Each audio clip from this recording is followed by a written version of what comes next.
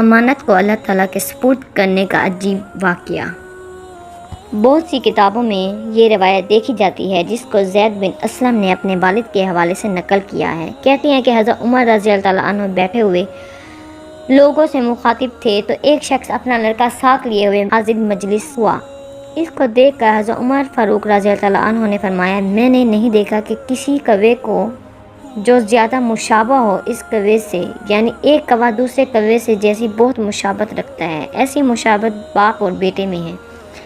اس شخص نے جواب دیا کہ اے امیر المؤمنین، اس لڑکے کو اس کی والدہ نے اس وقت جنم دیا جب کہ وہ مر چکی تھیں۔ یہ سن کر حضرت عمر فاروق رضی اللہ تعالیٰ عنہ سیدھے ہو کر بیٹھ گئے اور فرمایا کہ اس بچے کا قصہ مجھ سے بیان کرو۔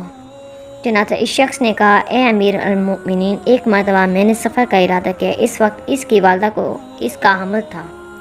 اس نے مجھ سے کہا کہ تم اس حال میں مجھ کو چھوڑ کر جا رہے ہو کہ میں حمل کی وجہ سے بوجھل ہو رہی ہوں۔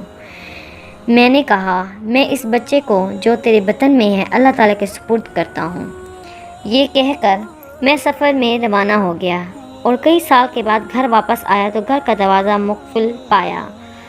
اوروں سے معلوم ہوا کہ کیا میری بیوی کہاں ہے؟ انہوں نے کہا کہ اس کا انتقال ہو گیا۔ میں نے انا للہ پڑھا۔ اس کے بعد اپنی بیوی کی قبر پر گیا۔ میرے چچا زاد بھائی میرے ساتھ بھی تھے۔ میں کافی دیر تک قبر پر رکا رہا اور روتا رہا۔ پھر بھائی نے مجھے تسلی دی اور واپسی کا ارادہ کیا اور مجھے لانے لگے۔ چند غازی ہم چلے ہوں گے کہ مجھے قبرستان میں ایک آگ نظر آئی۔ میں نے اپنے چچا زاد بھائی سے پوچھا، یہ آگ کیسی؟ انہوں نے کہا، یہ آگ روزانہ رات کے وقت بھابی مرحومہ کی قبر میں نمودار ہوتی ہے۔